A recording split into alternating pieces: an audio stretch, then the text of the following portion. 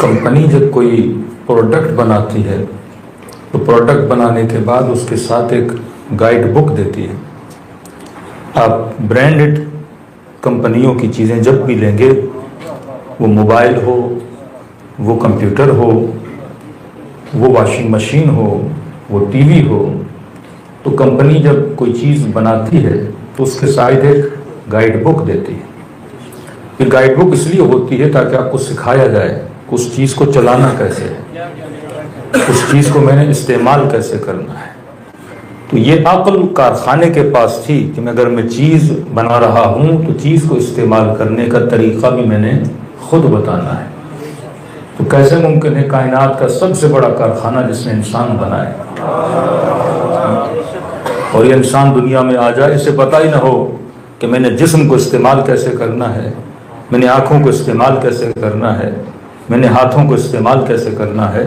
तो अल्लाह पर था कि हमें कोई गाइड बुक दे, कोई गाइड लाइन दे, जिसके ज़रिए से इंसान को पता तो चले मैं कायनात में आया क्यों हूँ, मकसद खिलकत क्या था, मेरे बनने का मकसद क्या था, मेरे आने का मकसद क्या था। ये अक्सर लोग आप देखते हैं डिप्रेशन और एंजाइटीज़ में चले जाते हैं। इसका सबसे बड़ा रीज़न यह है कि इंसान ज़िंदगी की किसी लम्हे में भूल जाता है कि यहाँ मेरे आने का मकसद क्या था। जब गलत मकसद पे चल पड़ता है तो फिर इंसान नादानियों में चला जाता है, गलतियों में चला जाता है, वहाँ इंसान परेशानियों का शिकार हो जाता है। लेकिन जिसे मकसद का पता हो वो सारी कुर्बानियाँ देने के बाद भी मुतमईन का मुतमईन रहता है। और जैसे आवाज़ आती या अय्युहतुन नफ्सुल मुतमइन्ना इरजिई इला रब्बिका रादियतन मर्दिया, ऐ नफ्स मुतमईन अपने रब की तरफ पलट के वापस आ जा। जिस इंसान को जिंदगी का मकसद पता हो तो ये मुमकिन नहीं कि दुनिया का कोई कारखाना प्रोडक्ट बनाए साथ में कोई गाइड बुक न दे। तो शायद बच्चे आपसे पूछें कि हमें जिसने बनाया क्या वो गाइड बुक नहीं देगा, तो उसने गाइड बुक भी दी और उस गाइड बुक का नाम है कुरान करीम। ये इंसानियत की हिदायत की किताब है, जो इंसानियत को रिश्तों की कदर बताती है, जो एहतराम बताती है, जो गैरत और इफ़्फ़त का दर्स देती है, तो ये सिखाती है कि तुमने सोसाइटी में ज़िंदगी गुजारनी कैसे है, क्या खाना है, क्या नहीं खाना, कहाँ जाना है, कहाँ नहीं जाना, क्या सुनना है, क्या नहीं सुनना, शिकम में कौन से लुक़मे को डालना है, किस लुक़मे को नहीं डालना। तो हर शय ये किताब इंसान को बता देती है। तो जिसने हमें बनाया उसने हमें गाइड बुक भी अता कर दी। अब मैंने मज़ाहन बाज़ चीज़ें निकलती हैं तो बात से बात निकल जाती है। मैंने कहा देखिए, अगर खुदा ने गाइड बुक दी है, जिस तरह दुनिया की कंपनियां आपको क्या देती हैं, गाइड बुक देती हैं, तो शायद कोई सवाल करे जनाब खल्क भी किया, गाइड बुक भी दी, फिर सारे इंसान गुमराह क्यों होते हैं? गाइडलाइन भी दी, इंसान को बताया कि राह हिदायत क्या है, राह जलालत क्या है, फिर ये आधी इंसानियत से ज्यादा लोग गुमराही के अंदर क्यों पड़ जाते हैं? तो मैंने कहा देखो, जिस तरह कंपनियां गाइड बुक देती हैं तो अब जरूरी नहीं हर इंसान को गाइड बुक पढ़ने आए। कई अनपढ़ लोग हैं, टीवी लेते हैं, साथ में गाइड बुक होती है, पढ़ना नहीं आता। कई मोबाइल लेकर आते हैं, गाइड बुक होती है, पढ़ना नहीं आता। अब कंपनी पर है कि सारे लोगों की प्रॉब्लम्स को क्या करे, सॉल्व करे ना। एक पढ़ा लिखा है जिसे पढ़ना आता है, एक आदमी मोबाइल यूज कर रहा है उसे पढ़ना ही नहीं आता, तो फिर कंपनी पर था कि गाइड बुक भी दे और हेल्पलाइन भी दे। ये नहीं हो सकता कि वो गाइड बुक दे और साथ में हेल्पलाइन न दे। हेल्पलाइन का मतलब कोई ऐसा बंदा जिसे उस गाइड बुक का सारा इल्म है। आपको पढ़ना लिखना नहीं आता, इंग्लिश नहीं आती, गाइड बुक शायद इंग्लिश में हो, शायद टेक्निकल चीजें हो, इंसान को नहीं पता, तो वो साथ में कहती जनाब ये चीजें तो हमने आपको दे दी, लेकिन अगर समझ में ना आए तो एंड में क्या दे दिया, नंबर दे दिया, आप नंबर डायल करना। कंपनी ने कुछ अफराद को तैयार किया हुआ है जिनको सारी गाइडलाइन याद है। आप सब टेलीफोन करोगे, उससे पूछोगे जनाब ये चीज समझ में नहीं आ रही, तो आपको बता देंगे। और देखना अगर गाइड बुक और गाइडलाइन के मुताबिक चले तो इस मोबाइल की गारंटी भी है, इस टीवी की गारंटी भी है। कोई खराबी आ गई तो तुझे नहीं की नहीं वापस कर दी जाएगी। ये जन्नत क्या है, गारंटी है। ये अल्लाह के फरमान पे अमल करना क्या है, गारंटी है। हमारे मुताबिक और हमारी कही हुई चीजों पे चलोगे तो हम तुझे क्या देते हैं, गारंटी देते हैं। अगर हमारे हेल्पर के पास गए और सही गाइडलाइंस ली तो तुम्हें क्या मिलेगी, गारंटी भी मिलेगी। اب ہو سکتا ہے اگلا سوال آپ کا بچہ یہ کرے کہ بات تو بڑی عقلانی ہے کہ گائیڈ بک بھی ملی، ہیلپ لائن بھی ملی، تو جب امت کے پاس اتنا کچھ تھا تو پھر بھی امت گمراہی میں کیوں پڑی؟ جس کے پاس گائیڈ بک بھی موجود ہے، ہیلپ لائن بھی موجود ہے، تو پھر امت گمراہی میں کیوں پڑی؟ میں نے کہا گمراہی میں اس لیے کہ اگر آپ کا موبائل ہو آئی فون کا، نمبر ملا ہو سیمسنگ کا، تو انسان کو کبھی ہدایت، میں نے کہا آج ہی قوم رونگ نمبر ملا رہی تھی، جو ہیلپ لائن اور ہیلپر خدا نے دیے تھے کبھی ان کے در پہ امت گئی ہی نہیں۔ دیکھیے میں انڈین نمبر تو مجھے نہیں یاد، میں پاکستانی نمبرز کی مثال دوں گا کہ اگر کسی کا نمبر 0300 ہے اور مثلا مولانا کا نمبر سٹارٹ ہوتا ہے 0306 سے، اور کہا کہ کس کا نمبر ملانا ہے کہ مولانا صاحب کا نمبر ملانا ہے، تو آپ نے نمبر ملانا شروع کر دیا اور نمبر ملاتے ملاتے آپ نے ایک نمبر یہاں سے یہاں کر دیا۔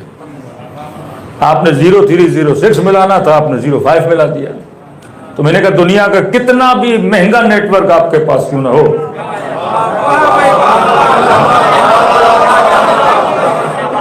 کتنا بھی مہنگا نیٹ ورک کیوں نہ ہو، لیکن ایک نمبر یہاں سے وہاں کرو گے، تجھے مولوی نہیں ملتا، تو پہلے کو چوتھے پہ رکھے گا، تجھے خدا کہاں سے ملے گا؟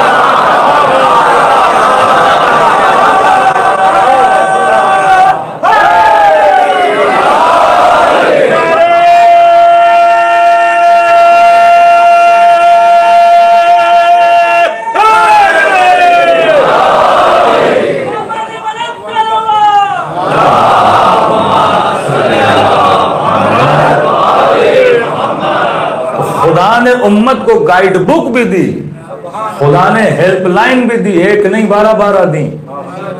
اب امت پر تھا کہ صحیح نمبر ملائے، وہ گائیڈ بک کھولے تو صحیح، موبائل جس کمپنی کا تھا اس کو نمبر ملایا ہی نہیں جا رہا، نمبر ملانا تھا بنو ہاشم کا، امت ملا رہی ہے بنو امیہ کا، کبھی ملا رہی ہے بنو عباس کا، کبھی اپنے وقت کے حکمرانوں کا۔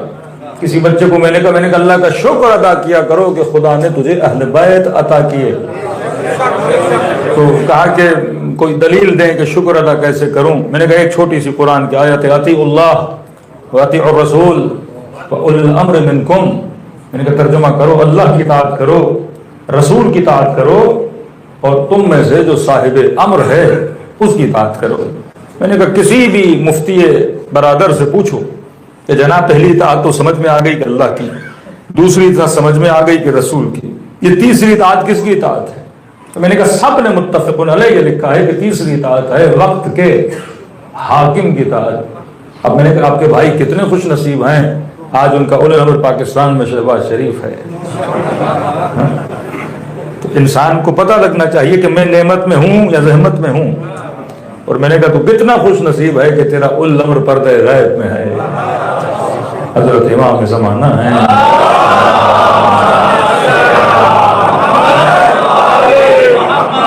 دیکھیے ایک غلط گائیڈ لائن دینے کی وجہ سے پوری امت کا اساس بگڑ گیا۔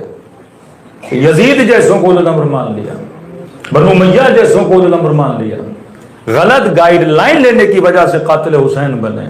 قاضی شرح نے اسی آیت کی تشریح کی بنیاد پہ لکھا کہ وقت کا حاکم اول الامر ہے، اور اول الامر کی اطاعت امت پر کیا ہے؟ واجب ہے، اور حسین کس کے مقابلے میں آئے؟ اول الامر کے مقابلے میں، لہذا قتل حسین کیا ہے؟ جائز ہے۔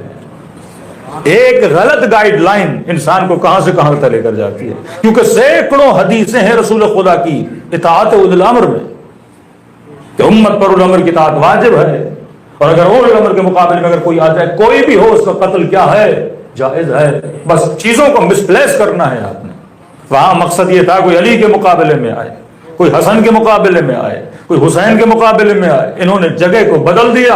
اول الامر کبھی یزید کو بنا دیا، کبھی مامون کو بنا دیا، کبھی ہارون کو بنا دیا، مختلف حاکموں کو صاحب امر بناتے رہے، اور انہوں نے اس آیت سے استفادہ یہ لیا کہ جو ہمارے مقابلے میں آئے گا وہ چاہے نواز رسول ہی کیوں نہ ہو، اس کا قتل کیا ہے؟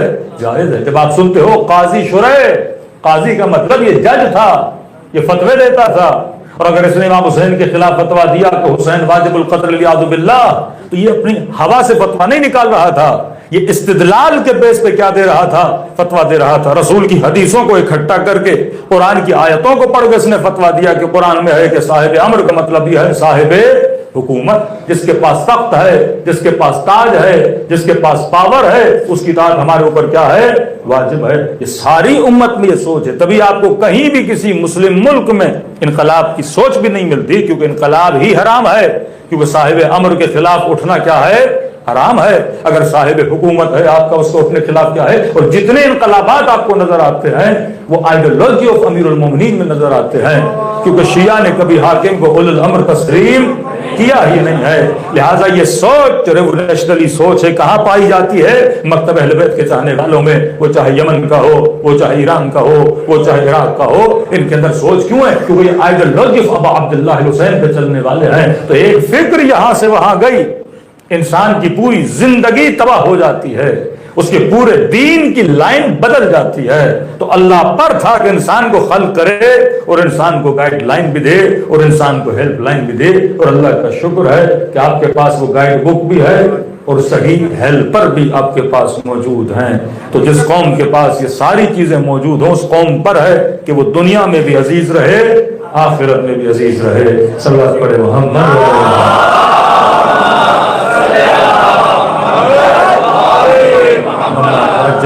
ایک غلط سوچ انسان کی زندگی کو بدل دیتی ہے۔ کتنے فتوے لگائے گئے کہ فلاں کافر ہے، فلاں مشرک ہے، ایک غلط تفسیر کی وجہ سے، ایک ایاک نعبد نہ سمجھنے کی وجہ سے، ایک ایاک نستعین نہ سمجھنے کی وجہ سے۔ حالانکہ اتنا صراحتاً خدا بتا رہا ہے، کوئی صاحب عقل ہونا چاہیے کہ جب خدا یہ کہے کہ مدد مجھ ہی سے مانگو تو انسان کو سوچنا چاہیے کیا یہ پاسبل ہے، اور جب ایک چیز پاسبل ہے ہی نہیں تو خدا مجھے بول کیسے سکتا ہے؟ بچہ پیدا ہو تو محتاج ہی محتاج ہے، آپ کسی جگہ پہ کام کرتے ہو تو اپنے باس کا محتاج ہو، انسان کبھی گاڑی کا محتاج ہے، انسان سردی کے لیے، گرمی کے لیے اے سی کا محتاج ہے، سردی کے لیے ہیٹر کا محتاج ہے، کھانے پینے کے لیے سبزیوں اور پھلوں کا محتاج ہے۔ یہ جینے کے لیے احتیاج میں رہتا ہے، اور عالم اسباب بنایا ہی خدا نے ہے۔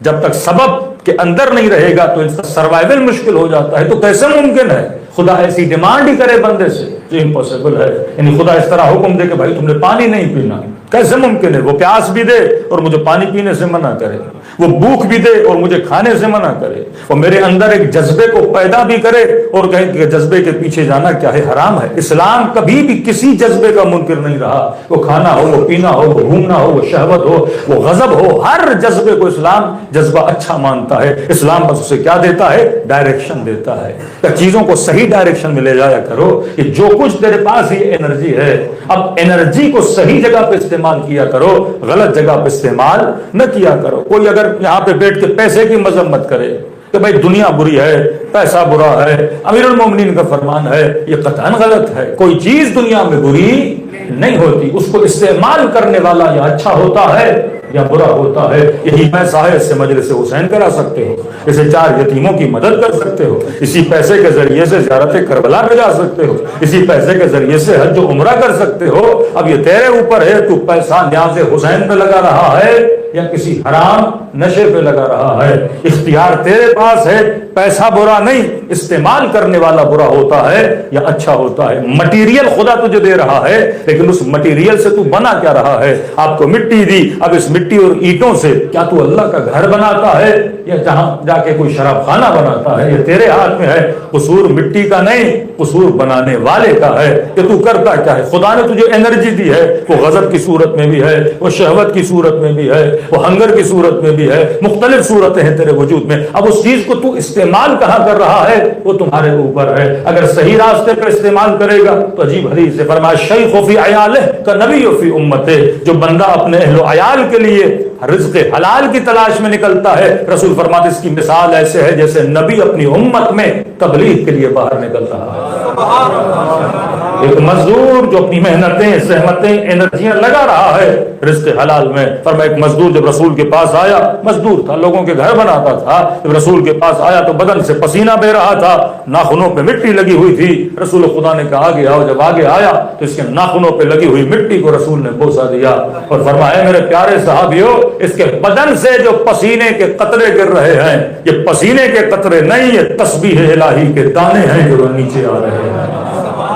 تسبیح صرف یہ نہیں کہ ہاتھ پہ تسبیح اٹھاؤ اور اللہ اللہ کہو، پریکٹیکلی اگر زندگی اور انرجیز وہاں پہ لگا رہے ہو جہاں پروردگار عالم نے کہا، تو سانس لینا بھی عبادت ہے، رات کو سونا بھی عبادت ہے، قدم اٹھانا بھی عبادت ہے۔ عبادت صرف یہ 17 رکعت نماز کا نام نہیں، عبادت اس طرح سے زندگی گزارنا جس طرح سے خدا کو پسند ہے۔ رضا نہ رضا اللہ، ہماری رضایت میں کس کی رضایت ہے؟ خدا کی رضایت ہے۔ تو اگر 1 گھنٹہ مجلس حسین میں آؤ اور جناب سیدہ کو راضی کرو تو ان کی رضایت میں کس کی رضایت ہے؟ خدا کی رضایت ہے۔ کہ صبح سے شام تک ہم اہل بیت کو راضی کیوں کرتے ہیں؟ کیونکہ ہمیں بتایا گیا کہ ان کی ہی رضایت میں کس کی رضایت ہے؟ خدا کی رضایت ہے۔ تو انسان کی فکر بدل جاتی ہے اگر انسان کو صحیح گائیڈ لائن مل جائے، اگر انسان کو صحیح ہیلپر مل جائے تو خدا نے انسان کو گائیڈ لائن دی ہے، لیکن ضرورت اس بات کی انسان اس گائیڈ لائن کو پڑھے اور سوچے اور غور و فکر کرے۔ چھوٹا سا غلط عقل کا استعمال نہ کرنا، ایسے ترجمے ایسی تفسیریں کرو جو معاشرے میں پریکٹیکل بھی ہوں۔ تو پتہ چلا کہ یہاں مدد سے مراد کون نہیں ہے جو ہم سمجھ بیٹھے تھے، کیونکہ وہ مانگو نہ مانگو خدا تو مدد کرتا ہے۔ تو یہاں مدد کوئی خاص مدد ہے جو مانگنے سے ملتی ہے۔ فرمائے وہ کیا ہے؟ آگے خود خدا نے کہا کہ کہو اہدنا الصراط المستقیم۔ یہ مدد در ہدایت ہے، ہدایت میں اللہ سے تم نے مدد مانگنی ہے۔ طالب ہدایت بنو گے تو خدا کیا عطا کرے گا؟ ہدایت دے گا۔ کچھ علماء نے اس طرح سے ترجمہ کیا کہ ایاک نعبد، اے خدا میں تیری ہی عبادت کرتا ہوں، ایاک نستعین واو عاطفہ بول دیا اس کو، مطلب پچھلے جملے کو اگلا جملہ آپس میں کیا کر رہا ہے؟ جوڑ رہا ہے کہ خدا میں تیری ہی عبادت کرتا ہوں اور اس عبادت میں تجھ ہی سے مدد مانگتا ہوں۔ ایک واو ہوتا ہے جو اگلے جملے کو پچھلے سے الگ کر دیتا ہے، ایک واو ہوتا ہے جو اگلے جملے کو پچھلے جملے سے جوڑ دیتا ہے کہ خدا میں تیری ہی عبادت کرتا ہوں اور اس عبادت میں کس سے مدد مانگوں گا؟ تجھ ہی سے مدد مانگتا ہوں، کیونکہ اگر مجھے تو نے پیدا کیا تو تیری عبادت کیسے کرنی ہے مجھے بتائے گا کون؟ تو بتائے گا نا۔ ایسا نہیں کسی پنڈت کے پاس چلا جاؤں مجھے بت پرست بنا دے، آتش پرست بنا دے، نجومی بنا دے۔ اب میں یہاں آیا کس طرح تیری عبادت کروں؟ کیا ذکر کروں؟ کیا دوڑ لگاؤں؟ کیا مصلی پہ بیٹھ جاؤں؟ یہ طریقہ عبادت کون بتائے گا کہ صبح کی 2 ہے، دوپہر کی 4 ہے، مغرب کی 3 ہے، طواف 7 ہیں، صحیح کیسے کرنی ہے، قربانی کیسے کرنی ہے؟ یہ ساری عبادت کون بتائے گا؟ پروردگار عالم بتائے گا۔ اے خدا تیری ہی عبادت کرتا ہوں اور اس عبادت میں تجھ ہی سے مدد مانگتا ہوں۔ اب مدد کیسے مانگوں؟ تو کیسے مانگو؟ کہو اہدنا الصراط المستقیم۔ اب طریقہ بتا رہا ہے خدا مدد مانگنے کا کہ کہو اہدنا الصراط المستقیم، اے خدا مجھے سیدھے راستے پر چلا۔ اب سیدھا راستہ کون سا ہے؟ پھر آگے خود بتا رہا ہے صراط الذین انعمت علیہم، یہ ان کا راستہ ہے جن پر میں نے اپنی نعمتوں کو نازل کیا۔ بڑی پیاری آیت ہے قرآن کی، کوئی کنفیوژن خدا نے نہیں رکھا۔ اب مدد بھی کر رہا، دعا مانگ سیدھے راستے پہ۔ کون سا راستہ؟ کون کا راستہ؟ جو نعمت والے ہیں۔ 2 چیزیں یاد رکھیے، اگر قرآن کی تفسیر خود بھی کرنا چاہیں تو آپ کر سکتے ہیں۔ ایک آیت ہوتی ہے مجمل، ایک آیت ہوتی ہے مفصل۔ مجمل مطلب اجتماعی جملہ بول دیا کہ سیدھے راستے پہ چلا، مجمل ہے۔ کون سا راستہ؟ صراط الذین انعمت علیہم، ان کا راستہ جن پر میں نے اپنی نعمتوں کو کیا کیا؟ نازل کیا۔ پچھلے جملے کی تفصیل اگلے جملے میں آ گئی۔ اب پروردگارہ کون سے نعمت والے؟ اس امام بارگاہ میں کوئی ایک بندہ بھی نہیں جو کہے کہ میں نعمت والا نہیں۔ ہاں، کائنات میں مکھی بھی اٹھاؤ گے کہے گی مجھ پر اللہ کی نعمت ہے، مچھر بھی اٹھاؤ مجھ پر اللہ کی نعمت ہے، روڈ پہ کوئی گدھا کھڑا ہوگا وہ بھی کہے گا مجھ پر اللہ کی نعمت ہے۔ تو کیا ان کے پیچھے لگوں؟ کہ ان کا راستہ جن پر میں نے اپنی نعمتوں کو نازل کیا نا۔ تو کون سا بندہ ہے جس پر رب کی نعمت نہ ہو؟ پتھر پر بھی اللہ کی نعمت ہے، ہم یہ جو سانس لے رہے ہیں یہ اللہ کی نعمت ہے، شکم میں جو لقمہ جا رہا ہے اللہ کی نعمت ہے۔ جگہ جگہ خدا کس نعمت والے کی؟ کیونکہ امت نے تو لسٹ بنا دی، فلاں بھی نعمت والا، فلاں بھی نعمت والا، فلاں بھی نعمت والا۔ مجھے کیسے پتا چلے میں کس نعمت والے کے پیچھے لگوں؟ آدھے نعمت والے صفین میں ادھر کھڑے ہیں، آدھے ادھر کھڑے ہیں، آدھے جمل میں ادھر کھڑے ہیں، آدھے ادھر کھڑے ہیں۔ یہ تو کنفیوژن ہوا، یہ تو راہ حل نہ ہوا، یہ تو مسائل میں الجھانا ہوا۔ پروردگارہ کس نعمت والے کے پیچھے چلوں؟ تو اللہ کے وعدے کہ گھبراتے کیوں ہو؟ مجمل جملہ بولا ہے تو آگے تفصیل بھی تو بتائی ہے، تفصیل میں جاؤ گے تو چیزیں واضح ہو جائیں گی۔ اے خدا ہدایت کے راستے پہ چلا، تفصیل آئی کون سا ہدایت کا راستہ؟ کہا جو سیدھا راستہ ہے. کون سا سیدھا راستہ؟ کہ صاحبان نعمت والا راستہ. کہ کون سے صاحبان نعمت؟ عبادی غیر المغضوب علیہم. ہر نعمت والا نہیں، وہ نعمت والا جس پہ میں خدا کبھی غضبناک نہیں ہوتا. خیز نعمت والے لیکن ان کے پیچھے نہ لگنا جن سے میں خدا کبھی غضبناک رہا ہوں. اب غضب خدا کب آتا ہے؟ جب بندہ گناہ کرتا ہے. بت پرستی گناہ، شراب پینا گناہ، زنا کرنا گناہ، جھوٹ بولنا گناہ. فرمایا ایسا نعمت والا نہیں جو 40 سال بت پرست رہا ہو. ایسے نعمت والے نہیں جنہوں نے زندگی میں گناہ کیا ہو اور میں خدا کیا رہا ہوں؟ غضبناک رہا ہوں. تو ایسا نعمت والا جو کبھی بھی راہ گمراہی پہ نہ رہا ہو، جس میں میں خدا کبھی غضبناک نہ ہوا ہوں. یقیناً جب بندہ گناہ کرتا ہے تو رب کیا ہوتا ہے؟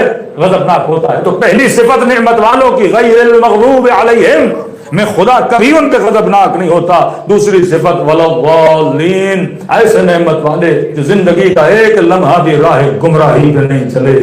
ارے جب جب جس کا نام آتا ہے تو رضی اللہ کہا جاتا ہے، لیکن عجب ہے جب علی کا نام آتا ہے تو کرم اللہ وجہہ بولا جاتا ہے.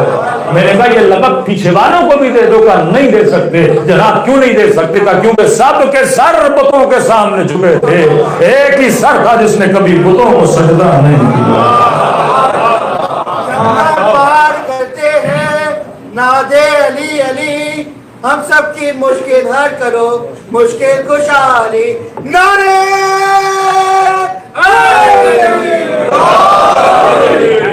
اس سے اور گائیڈ لائن خدا کیا دے کہ ہدایت بھی میں دیتا ہوں، راستہ بھی میں دکھاتا ہوں، نعمت والوں کا میں بتا رہا ہوں، اور 2 صفات ان کی بتا دی. کبھی خدا ان پہ غضبناک نہیں ہوتا. مطلب یہ نعمت والے اہل غضب نہیں ہیں.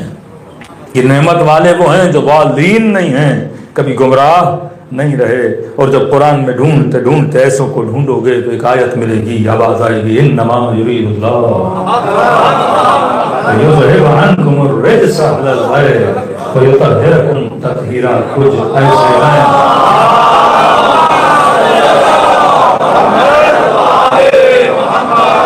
فرمایا کہ کبھی رجس ان کے قریب نہیں جاتا، کبھی نجاستیں ان کے قریب نہیں جاتی، کبھی یہ نجاستوں کے قریب نہیں جاتے. تو یہ تو وہ ہے نا کہ جن پہ کبھی خدا کا غضب شامل نہیں ہوتا. اور قرآن کے غیر المغضوب، ایسے نعمت والے جن پہ میں خدا غضبناک نہیں ہوتا. تو رسول یہی جملے استعمال کرے، فاطمہ بضعۃ منی، یہ میری بیٹی میرے جگر کا ٹکڑا ہے. من ابغضها فقد ابغضنی، جس نے اسے غضبناک کیا مجھے غضبناک کیا، جس نے مجھے غضبناک کیا خدا کو غضبناک کیا. کا غیر المغضوب علیہم، یہ وہ نعمت والے ہیں جن پہ خدا کبھی غضبناک نہیں ہوتا. تو میں نے سمجھانے کے لیے مثال دی، جناب آپ امام بارگاہ میں آپ نے کہا فلاں مومن بڑا غضب میں تھا. میں نے کہا آپ کو کیسے پتا چلا؟ کہ اس کے چہرے کو دیکھ کے پتا چلا. چہرے پہ لالی تھی، غصہ تھا. فلاں مومن آج بڑا خوش تھا. میں نے کہا آپ کو کیسے پتا چلا؟ کہ فیس ایکسپریشن سے پتا چلا کہ جناب آج شرما رہا تھا، آج خوش تھا، آج غضبناک تھا. میں نے کہا مجھے کیسے پتا چلے خدا کب غضبناک ہوتا ہے؟ چہرہ تو اس کا ہے ہی نہیں کہ میں فیس دیکھ کے بتا کہ آج خدا بڑے غصے میں ہے، آج خدا بڑا خوش ہے. مجھے کیسے پتا چلے؟ چہرہ تو ہے ہی نہیں نا کہ بندہ چہرہ دیکھ کے بتائے. فرمایا میرے چہرے کو دیکھنے کی ضرورت نہیں ہے. من ابغضها فقد ابغضنی، ان کے چہروں کو دیکھو. یہ جس سے خوش ہیں میں خدا اس سے خوش ہوں، یہ جس پہ غضبناک ہو جائے میں خدا اس پہ غضبناک ہوں. اب امت پر ہے کہ دیکھے فاطمہ کس پہ غضبناک تھی اور کن مومنوں سے خوش ہیں. آپ کی پوری کوشش ہوتی ہے اس بی بی کو راضی کیا جائے، کیونکہ اس بی بی کی رضایت میں خدا کی رضایت ہے. ان کے غضب میں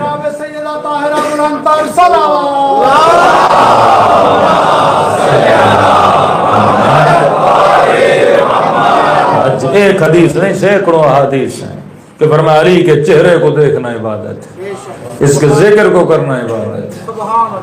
فرمایا علی مومن اور منافق کی پہچان کا نام ہے. اگر ان کا نام لو، چہرے کھلے تو مومن ہیں، چہرے بگڑے تو منافق ہیں. ارے پہچان تو اللہ کا نام ہونا چاہیے نا.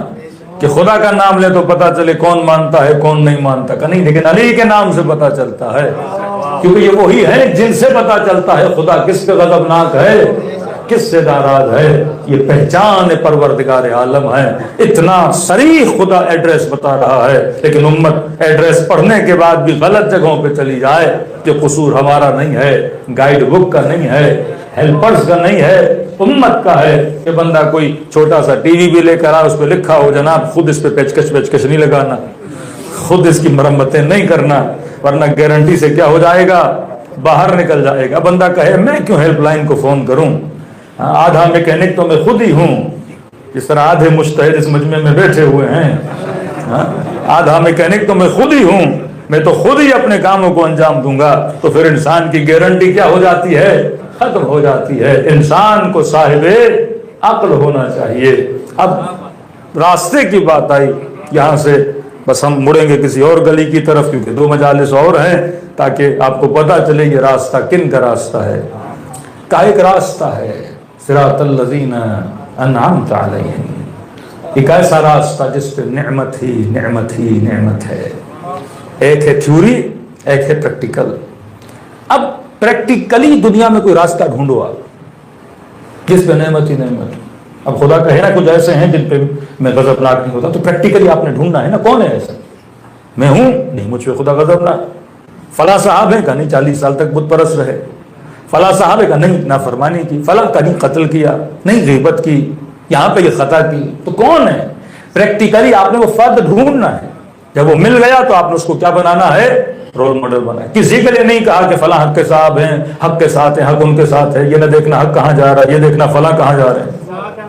امیر المومنین کے لیے کہا گیا علی الحق والحق مع علی، علی حق کے ساتھ ہے، حق علی کے ساتھ ہے۔ یہ جملوں پہ آپ غور کریں کہ یہ نہ دیکھنا حق کہاں جا رہا ہے، یہ دیکھنا کہ علی کہاں جا رہے ہیں۔ جبکہ کانٹرڈکشن کتنی ہے، پہلے کہا کہ حق علی کے ساتھ ہے، علی حق کے ساتھ ہیں، بھائی جب دونوں ساتھ ہیں تو پھر یہ کیوں کہا یہ نہ دیکھنا یہ کہاں جا رہا ہے، یہ دیکھنا کہ علی کہاں جا رہے ہیں، کیونکہ جہاں جہاں علی جاتے ہیں وہاں وہاں حق جاتا ہے۔ مطلب یہاں رسول یہ بتانا چاہتے ہیں کہ کہیں پہ یہ بھی ہو سکتا ہے کہ حق کہیں اور جائے، لیکن تو کہاں جانا؟ علی کے پیچھے۔ ذرا اس کو کھولیے، اس کا مطلب کیا ہے؟ حق مطلب رائٹ، صحیح۔ کبھی کبھی ہو سکتا ہے جو تجھے صحیح لگ رہا ہو وہ صحیح نہ ہو، اور تو اسے صحیح سمجھ کے جمل میں پیچھے چلا جائے، صفین میں پیچھے چلا جائے۔ حدیث ہے نا، کہتے ہیں اصحابی کالنجوم بأیہم اقتدیتم اہتدیتم، کہ میرے سارے صحابی ہیں ستاروں کی مانند، جس کے پیچھے بھی لگے ہدایت ملے گی۔ دعا مانگی اہدنا، ہدایت دو۔ اب امت فلسفہ کیا جھاڑ رہی ہے کہ جس کے پیچھے بھی لگے۔ آپ کویت میں ہیں، آپ نے کہا میں نے جانا ہے مدینہ، تو کہا مولانا مدینے کا راستہ کون سا ہے؟ میں نے کہا ماشاءاللہ اتنے مومنین آئے ہوئے ہیں، ان میں سے کسی کے پیچھے بھی لگو گے مدینے پہنچ جاؤ گے۔ آپ نے گاڑی نکالی، کبھی اس مومن کے پیچھے اپنے گھر گیا، کبھی اس کے پیچھے کہیں اور چلا گیا۔ آپ پورے کویت میں گھومتے رہے، مدینے کوئی گیا ہی نہیں، لیکن مولوی کہہ کر گیا ان میں سے کسی کے پیچھے بھی لگو گے کہاں پہنچو گے؟ مدینہ پہنچو گے۔ اب امت کا کیا قصور؟ ان کو تو یہ بتایا گیا کہ کسی کے پیچھے بھی جاؤ گے تجھے کیا ملے گی؟ ہدایت ملے گی۔ اب کہا کہ امیر کے پیچھے گیا اور مارا گیا تو جنتی، علی کے پیچھے گیا مارا گیا تو جنتی، جمل میں فلاں کے پیچھے گیا مارا گیا تو جنتی، علی کے لشکر میں تھا تو مارا گیا تو جنتی، یہاں والا بھی جنتی وہاں والا بھی جنتی، مارنے والا بھی رضی اللہ مرنے والا بھی رضی اللہ۔ کیونکہ حدیث تھی جس کے پیچھے بھی لگو، جناب پیچھے تو لگا مارا تو گیا، لیکن رائٹ اور رانگ کا پتہ کیسے چلے؟ یہ کیسے ممکن ہے مارنے والا بھی رائٹ ہے مرنے والا بھی رائٹ ہے؟ عقل اس کو تسلیم نہیں کرتی۔ قرآن کہتا ہے من قتل نفسا بغیر نفس او فساد فی الارض فکانما قتل الناس جميعا، جس نے ایک انسان کو مارا پھر اس نے پوری انسانیت کو قتل کر دیا، اور یہاں موت کا مذاق بنا دیا گیا کہ فلاں بھی مرا تو جنت میں، فلاں بھی مرا تو جنت میں۔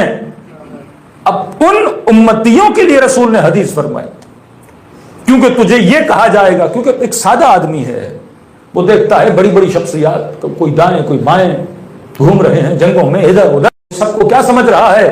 حق سمجھ رہا ہے نا، فلاں صاحب بھی حق پر ہیں۔ اب ایک آدمی ڈیلی وہاں بارگاہ میں آتا ہے، یہاں کی کوئی بڑی کمیٹی ہو 10-15 لوگ ہوں تو وہ کیا سمجھے گا؟ سارے کے سارے سسٹم کے ساتھ کیا ہیں؟ جڑے ہوئے ہیں۔ تو امت تو ایسے ہی تھی، امت سب کو حق سمجھ رہی تھی۔ اب یہاں رسول نے فرمایا یہ نہ دیکھنا جسے تو حق سمجھ رہا ہے وہ کہاں جا رہا ہے۔ ابن زیاد بھی جب کوفے میں آیا تو حسین کا لباس پہن کر آیا تھا۔ یہ بھی جب تجھے گمراہ کرتے ہیں تو رسول کا نام لے کر گمراہ کریں گے، اللہ کا نام لے کر گمراہ کریں گے۔ کوئی مفتی یہ نہیں کہتا میرا فتویٰ ہے، وہ تو قرآن سے استدلال کر کے بولتا ہے فلاں مشرک ہے کیونکہ اللہ نے کہا، فلاں کافر ہے کیونکہ اللہ نے کہا، فلاں کا قتل جائز ہے کیونکہ اللہ نے کہا۔ وہ استدلال قرآن سے لاتا ہے۔ فرمایا یہ نہ دیکھنا حق کہاں جا رہا ہے، تیری نگاہ علی پہ ہونی چاہیے، رول ماڈل پہ ہونی چاہیے، نظریے پہ نہیں ہونی چاہیے، کیونکہ علی نظریہ بھی ہے، علی رول ماڈل بھی ہے۔ یہ دیکھنا کہ علی کہاں جا رہے ہیں، کیونکہ جہاں جہاں علی جاتے ہیں وہاں وہاں حق جاتا ہے۔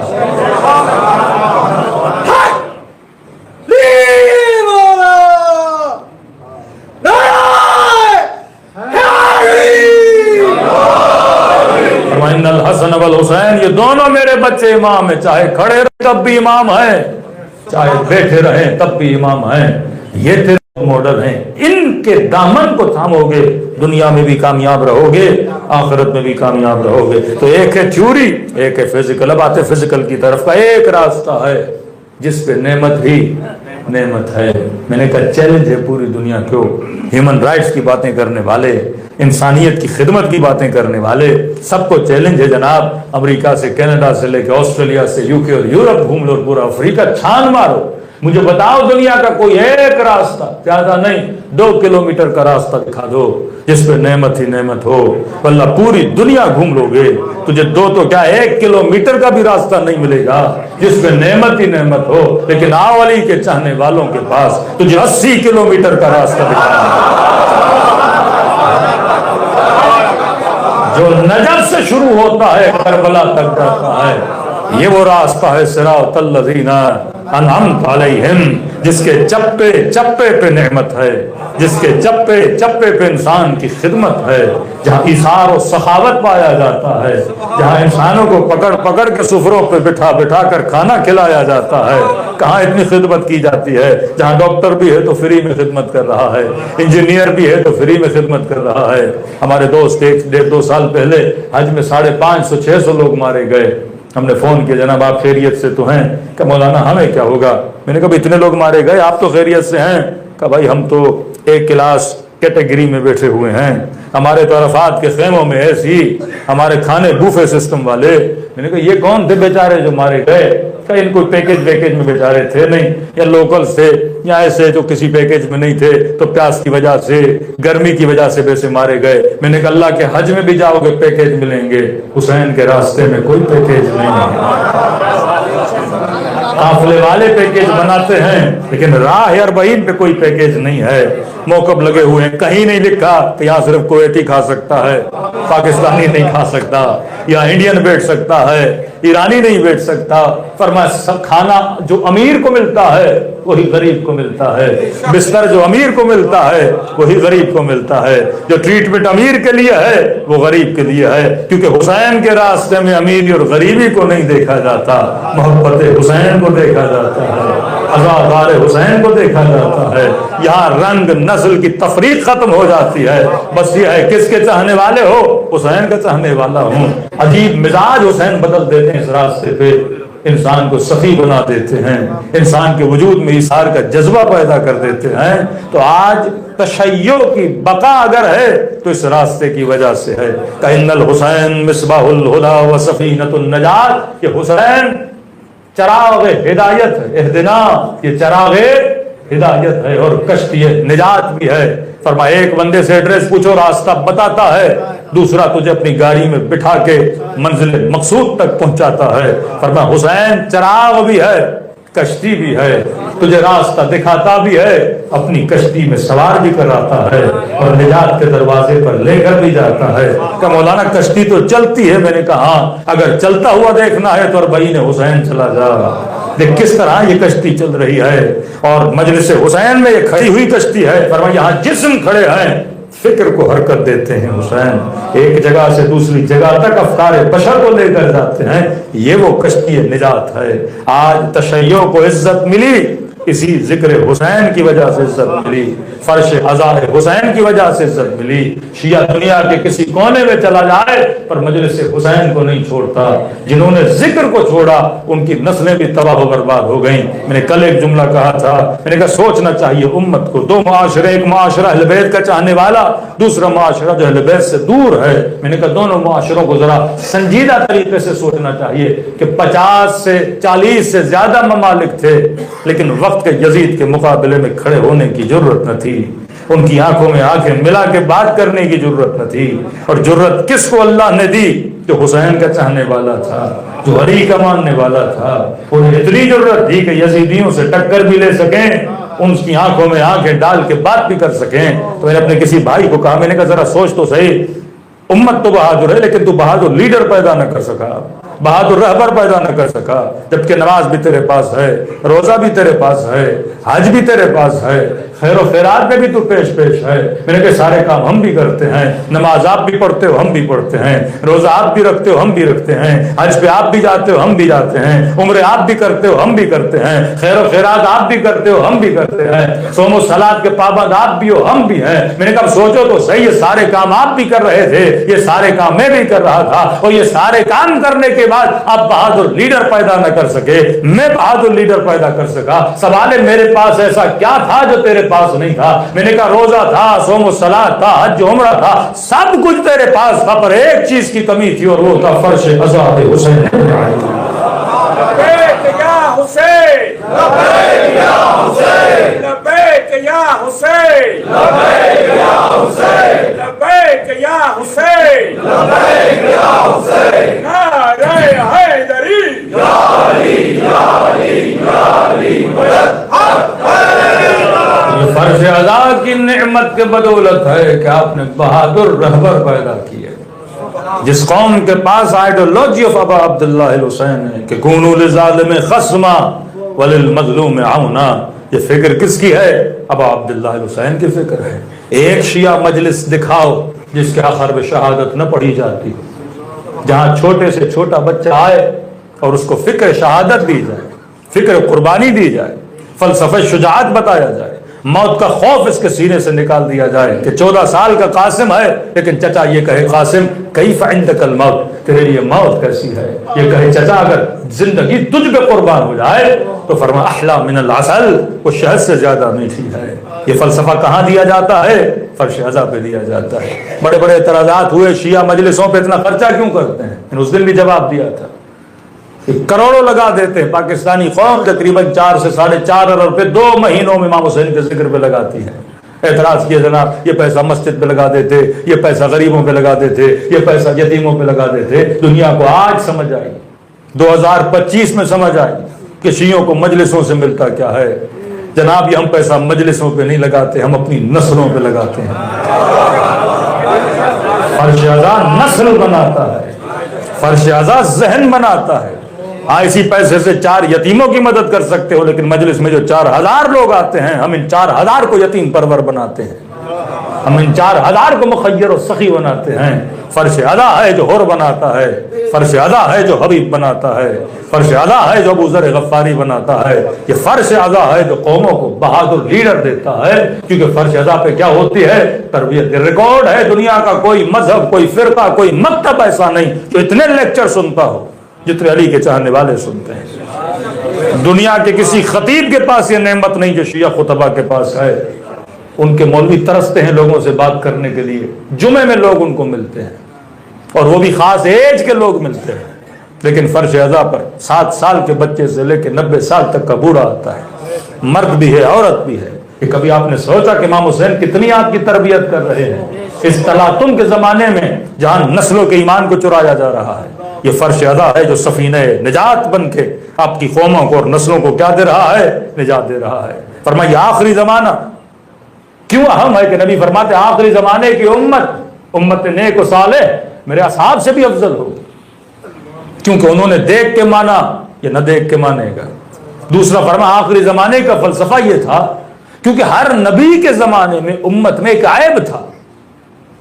کبھی کسی نبی کے زمانے میں امت چیزوں کو بیچنے میں وزن کو کم و زیادہ کیا کرتی تھی، اللہ نے عذاب نازل کیا. کبھی کوئی امت بت پرست تھی، خدا نے عذاب نازل کیا حضرت نوح کے زمانے.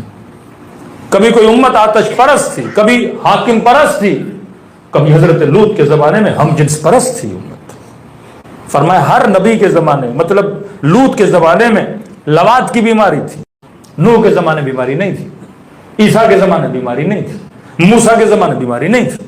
ہر نبی کے زمانے میں خاص بیماری. کہ آخری زمانے کی بدی یہ ہے کہ جتنی بیماریاں انبیاء ما قبل کے زمانوں میں تھیں وہ ساری بیماریاں اس زمانے میں ہوں.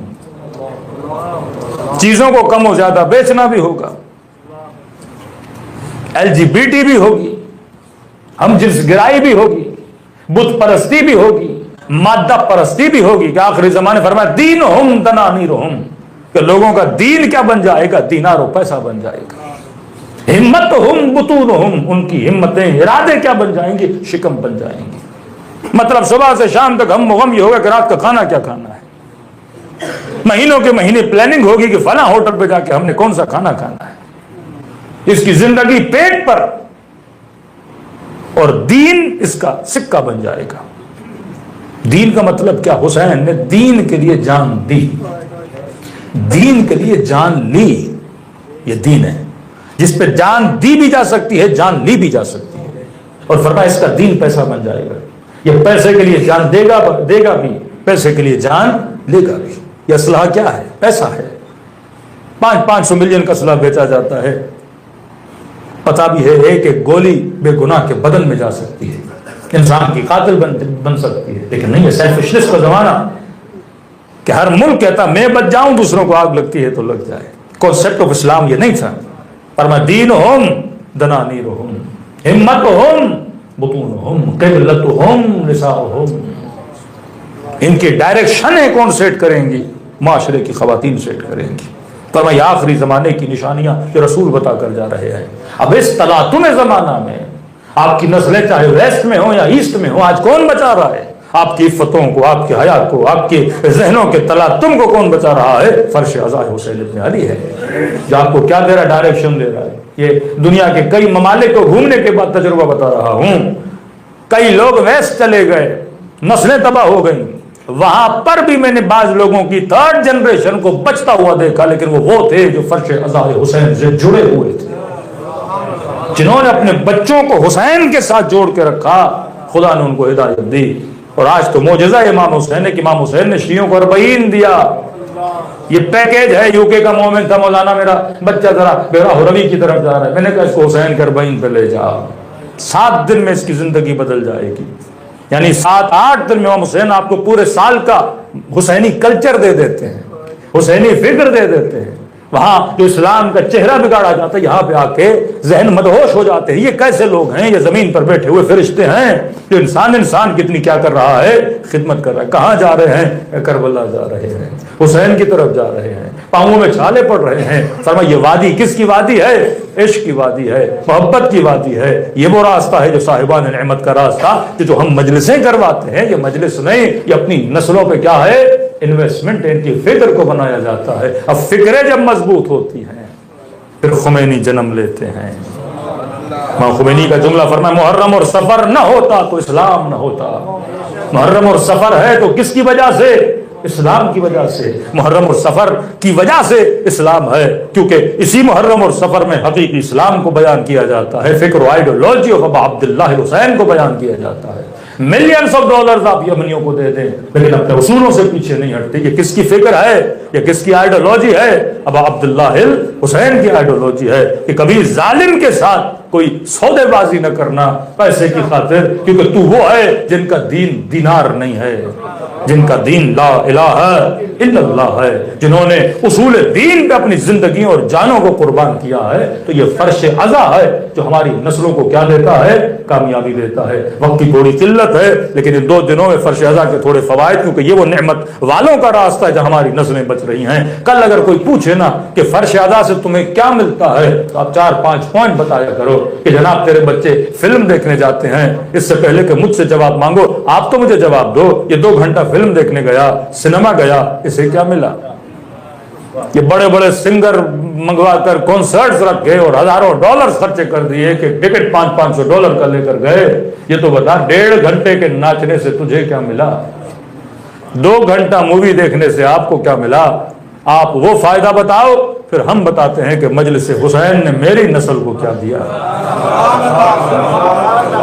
یہ مجلس ہے جو حر بناتی ہے.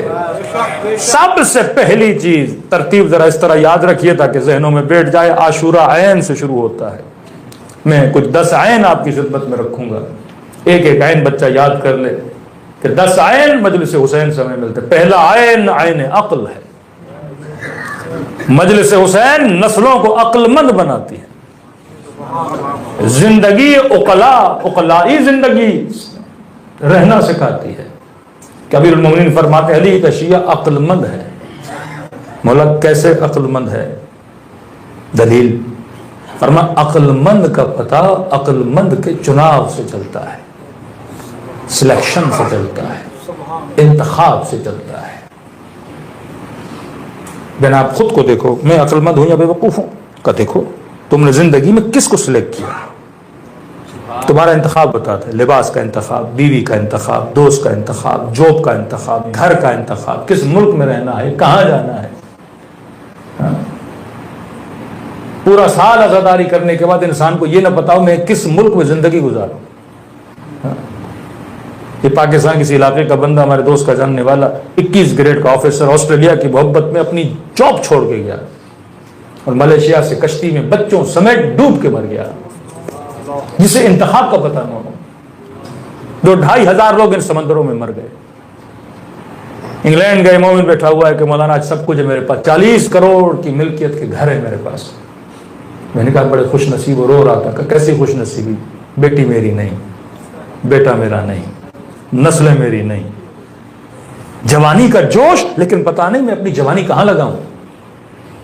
4 لوگوں کو وہاں جاتے ہوئے دیکھتا ہے, مایوس ہو جاتا ہے. میں نے کیا کیا, میں نے کیا. بھائی تو نے نسلیں بچائی ہیں تو اپنی نسلوں پہ توجہ دے. جو خدا نے تجھے دیا ہے اس پہ کیا ادا کر, رب کا شکر ادا کر. یہ دنیا کی صرف رنگینیاں, 4 مورگیج کے گھر اور گاڑیوں کو دیکھ کر, اپنے مولا فرماتے ہیں امیر کے بڑے گھر کو دیکھ کر اپنی چھوٹی جھوپڑی کو تباہ نہ کیا کر. کہ فلاں کا اتنا بڑا گھر ہے, اپنی جھوپڑی کو بھول جائے. پرائورٹیز کو سمجھا کر. پیسہ صرف نہیں ہوتا کامیابی, گاڑی صرف نہیں ہوتی کامیابی. آپ نے محنت کی, آپ نے کیا بچائی, نسل بچائی. ہو سکتا ہے جو مڈل ایسٹ کے کنٹریز میں رہتے ہیں وہ سمجھے بھائی ہم نے کیا بنایا, نیشنلٹی بھی نہیں ملی, 20 سال گزر گئے, 25 سال گزر گئے, 30 سال گزر گئے, میرا فلاں کزن, میرا فلاں دوست, کوئی آسٹریلیا چلا گیا, کوئی کینیڈا چلا گیا, کوئی UK چلا گیا, نیشنلٹیز مل گئی, مولانا بچے برٹش بھی بن گئے. بچوں کا حال بھی تو جا کے دیکھ, نسلوں کا حال بھی تو جا کے دیکھ.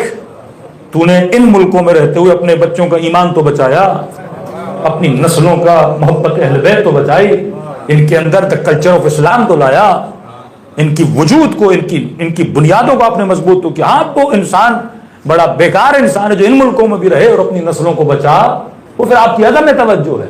تو وہ پھر اگر توجہ نہ دینے کے بعد تیرا بچہ یہاں ایسا سوچو وہاں جاتے تو کیسا ہوتا, وہاں تو اور 4 قدم آپ کی نسلیں کیا ہو جاتی, گمراہ ہو. یا کم از کم اتنا تو پتا ہے کہ بچہ ملحد نہیں بنے گا, کافر نہیں بنے گا, شرابی کبابی نہیں بنے گا.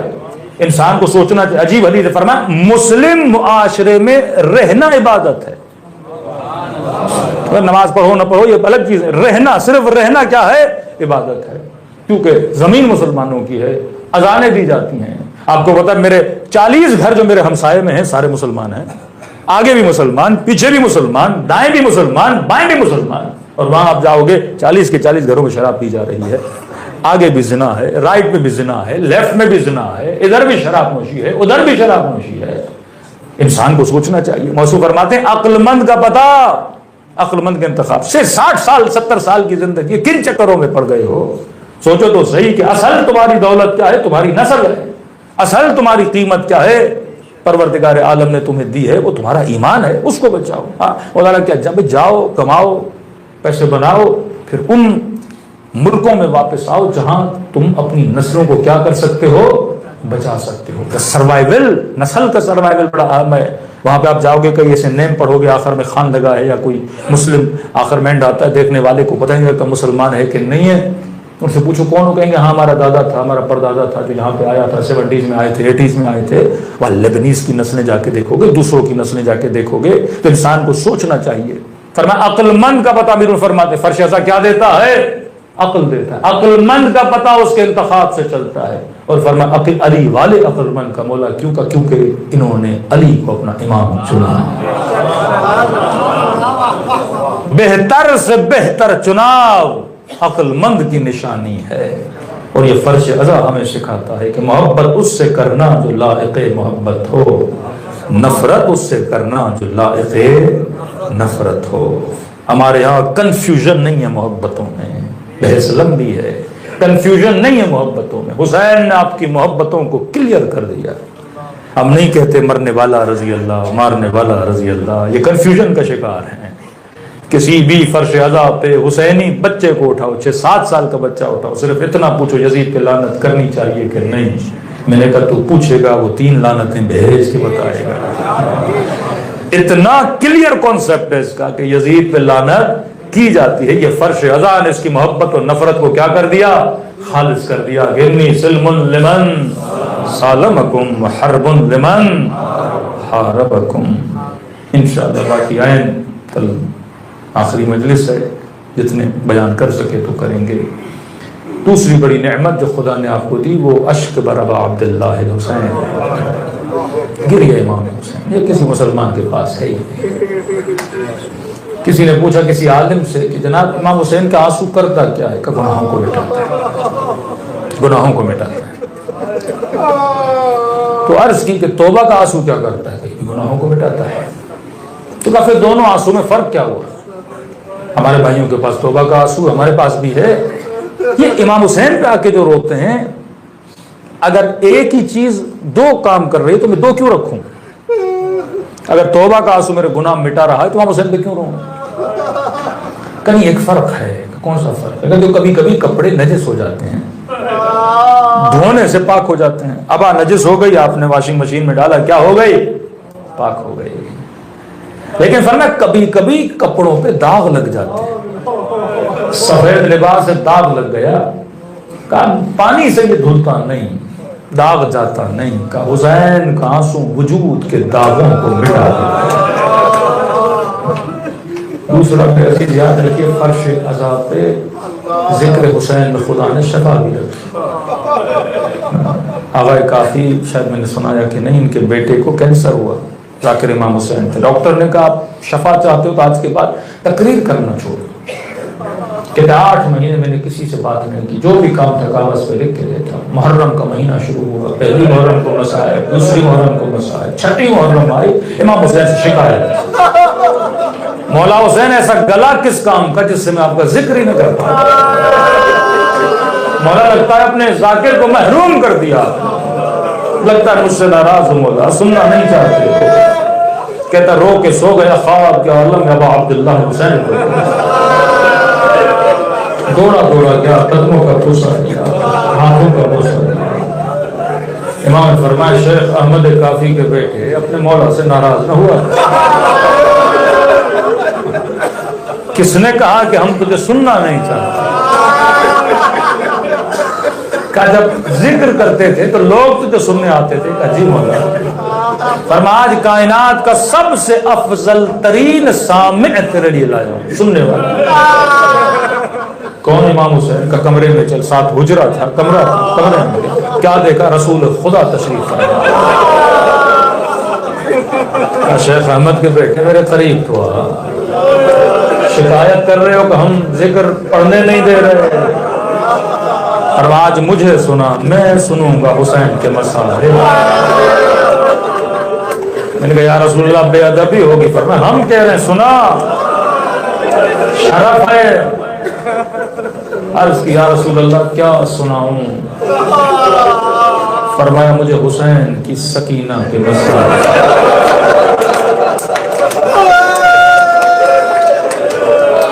احمد کا بیٹا کہتا میں پریشان ہوا، کیا سنوں؟ کبھی امام حسین کو دیکھوں، کبھی رسول کو دیکھوں، باپ کے ہوتے ہوئے بیٹی کے مسائل کیسے کریں، پھر اشارہ کہ سنا مجھے پسند ہے مسائل، کہتے ایک جملہ مصیبت کا پڑا، رسول غش کھا کر گر رہے، نیند سے آنکھ کھلی، زار و قطع ہو رہا تھا، بوڑھی ماں دوڑے دوڑے آئی، شیخ احمد کے بیٹے کیا ہوا؟ 8 مہینے کے بعد ماں سے بات کی، میں نے کہا ماں خواب میں رسول آئے تھے، امام حسین آئے تھے، اب بیٹا تو بات کر رہا ہے، گلے میں تکلیف نہیں، کہا کوئی تکلیف نہیں، ہاسپٹل لے گئے، چیک اپ کروایا، جیسے اس کو کبھی کینسر تھا ہی نہیں، واپس گھر آئے، محلے والوں کو پتا چلا، لوگ جمع ہوئے، کوئی ہاتھوں کو چومے، کوئی گلے کو چومے، شیخ احمد شفا مل گئی، کہا کیا ہوا تھا؟ کہ رسول نے کہا مسائل سنایا خواب سے لکھا۔ لوگوں نے کہا شیخ احمد کے بیٹے تو نے کیا پڑھا؟ رسول خدا غش کھا کے گر پڑے، کہ لوگوں کتنا بتاؤں، اس خواب سے مجھے پتا چلا خدا نے اس بچی کے مسائل میں شفا رکھی، گھر میں کوئی بیمار ہو نا 10 لوگ بلایا کرو، 5 لوگ بلایا کرو، 4 جملے اس بچی کے مسائل پڑھا کرو، خدا کو واسطہ دیا کرو، خدا مریضوں کو شفا دے گا۔ سب نے کہا شیخ احمد تو نے پڑھا کیا؟ فرمایا بس میں نے اتنا پڑھا، یا رسول اللہ جب بچی کی گود میں بابا کا سر پڑا، کہنے لگی بابا تیری بچی کا رخسار چھوٹا تھا، تیرے والد کا ہاتھ بڑا تھا، رسول نے سننا تھا بچہ کر گیا، دلوں کو ڈالا لینا، سلام کریں ہستیوں کے جنہوں نے اپنا سب کچھ راہ خدا السلام